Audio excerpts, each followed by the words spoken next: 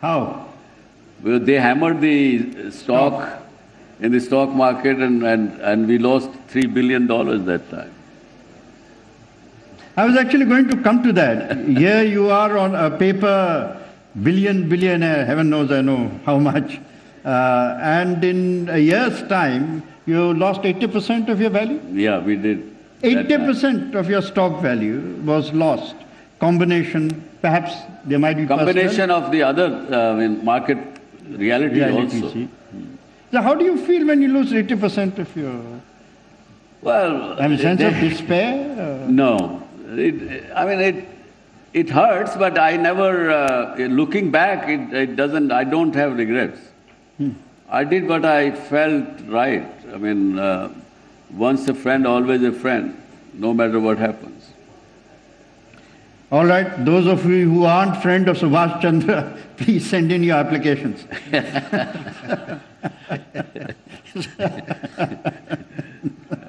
Other very interesting personalities. Rupert Murdoch.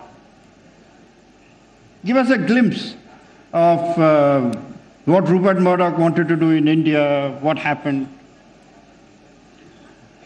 Well, I hope Krishan don't lose his job because the publisher is owned by Mr. Murdoch now, who is publishing this book. HarperCollins is a Rupert Murdoch company. Naturally, Mr. Murdoch, I admire him. I respect him because he is also a very determined individual. Whatever he decides to go, he does it. He goes for it, no matter what happens. And his business model is naturally to dominate the media in any country he operates. And in India, he entered through partnership with us. It was an equal partnership. I was certainly warned by the international industry people that you are going to dance with the devil. Are you ready for it? But I think... Hi. Welcome. Thank you. So, but he then offered me to buy out and I refused to sell because I felt that media business for India is not only a simply business. I think, I have seen the days when first ZEE was launched. Vallabh knows about that. We still have in our warehouse the letters, those time in 1991, people used to write through the postcards and things like that. Email was just beginning. We have tons of them. And people have written with their blood the letter about ZEE. They took the ownership of ZEE with them. If we would do something wrong, next morning we will have, a third day we will have at least 2,000 letters that why did you do this on that day? That kind of ownership was there. So when Mr. Murdoch offered me to buy out, and money was not small. It was in 97, he offered me 50,000 crores to buy out my 50%, close to that kind of number. But I said, no, India is not for sale.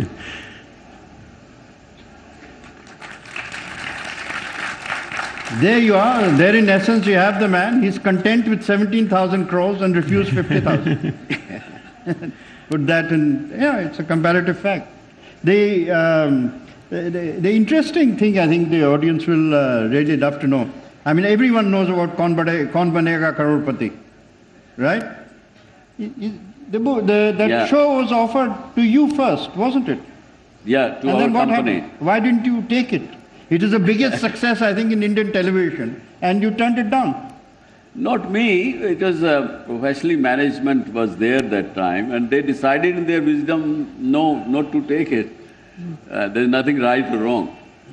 Now it is sounding wrong because it was successful, so that's okay.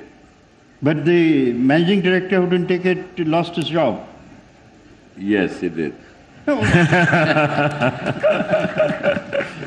What intrigues me, and I have to ask this, our friendship is strong enough to bear these questions. Yes. But what intrigues me is that for all the reputation that tycoons have, can a managing director take such a decision without consulting you? I think my colleagues will vouch for a lot of decisions they do take, but at times, if I come to know that there is some wrong decision happening, I do intervene. There is no question about it. Now, a little bit, how much time do you have left, Krishnan? What's 20 minutes. Good. So this is the time I think we need to take a break, bring in Mr. Bhansali also into it, because, there is a very fascinating personal life behind the business story. And if perhaps the central fact of his personal life is a discipline called Vipassana. And I don't know if anyone knows how devoted Subhash is to Vipassana. Would you like to talk about it? And I know you would also like to talk about it. Sure. So why don't you, aap kahein and then you'll take it on. Well, Vipassana is I think the kids personally should know about it. Yes, a form of meditation as taught by Gautama the Buddha. And I got it from my Reverend teacher, S.N. Goenka in 1990. And since then I'm practicing it. In between there was a 2-year gap, I would say, but that keeps me quite well, I wouldn't say completely equanimous, but I try to be equanimous. And that's what this first step of Vipassana meditation is. Of course, Vallabhbhai is more advanced than me in this. No, just before that, tell them 30 days of silence. Yes, 30 days. Think about it. 30 days of not only silence, but there's no phone, there's no television, no newspaper. Actually, when you are in that place, you talk to only your teacher. And with other inmates and who are also in meditation, normally you're not supposed to even make the eye contact. So that's we call it as Arya Mon, is the word we use. What is the experience like? Aap kahein?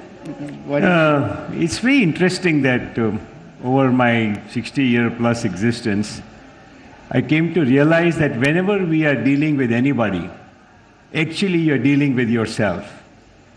And this self, you know very little about. And Vipassana gives you a chance to examine what this self is. And of course, since very few people even know how to begin to know oneself, it's not easy, so it makes some effort to start doing it.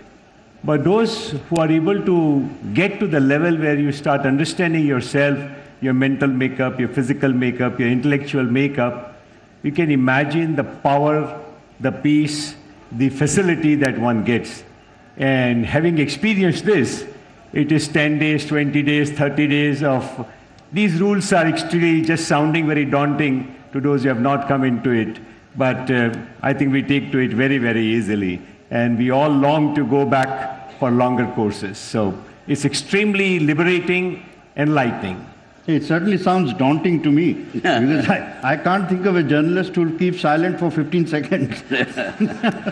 Let alone 30 days.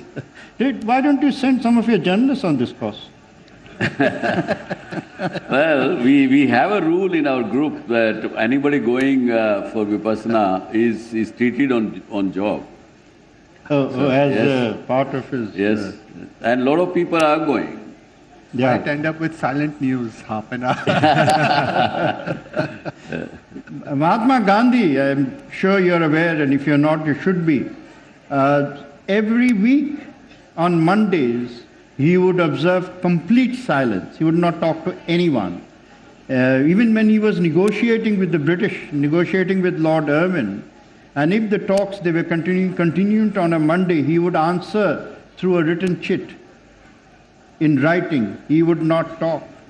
And I remember, pardon this intrusion, but I remember when he first came to India after South Africa, and he was exploring and trying to find out what to do.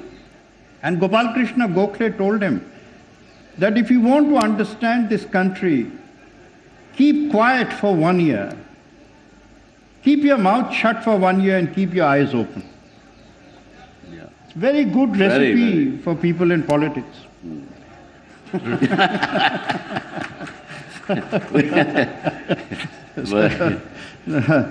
So, but, would you like to say something? Because I find this. Do you think of yourself as a Buddhist? No, Buddha never taught any ism, actually.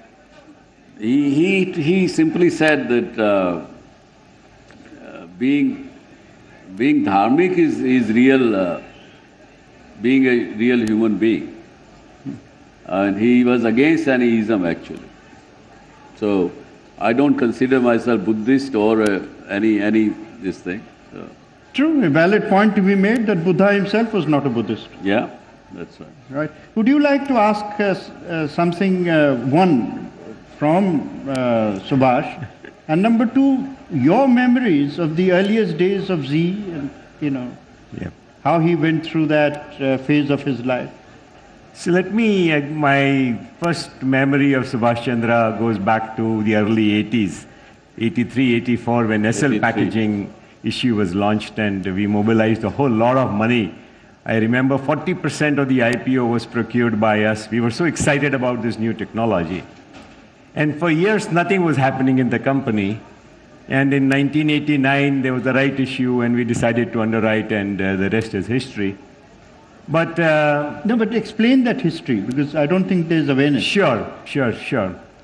So, SL Group was still very small group at that point of time, and This was our first industrial venture, actually. first industrial venture, and they had thought that they will get big boys like Hindustan Lever and Colgate as their customers, and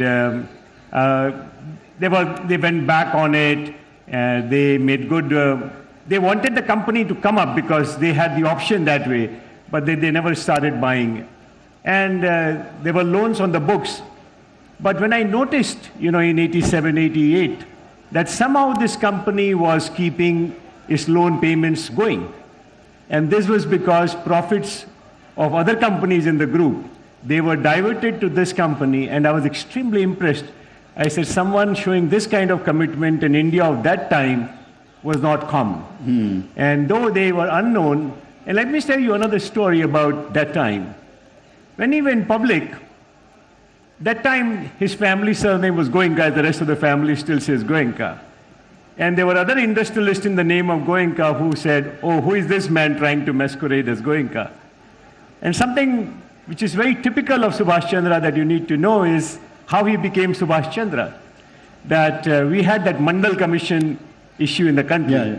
89. And we were trying to create the whole big communal atmosphere.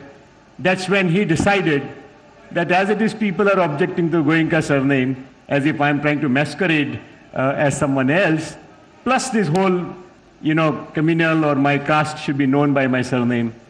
He went to the extent of changing his name forever to Subhash Chandra. So, Yeah.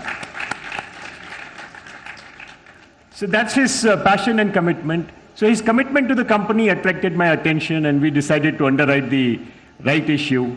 And there were a few million rupees that time, some 50, 60 lakhs. And so the company started, and we developed a great fondness for each other that I didn't go by the formality, I just went by the man and his commitment. And then we did SL World. We tried to raise money for SL World, but that didn't happen in the manner that we thought. And then came ZEE TV. When this whole ZEE TV proposal came, obviously they were a very small fry, Times of India and other big boys were there. And I knew that there was no money. But he said, Vallabhbhai karna hai. And we said, Chalo karna hai. And that was extraordinary determination at a point of time to get into a business about which he knew little, the country knew extremely little, and the big boys thought that it is impossible that anybody else except them could do it. And we had a lot of legal difficulties because a company in India could not launch it. And There was no law. There was no law that permitted. No, law was there, but according to that, reception of television signal from any foreign land or a foreign satellite was illegal. That's what I mean. Very specific.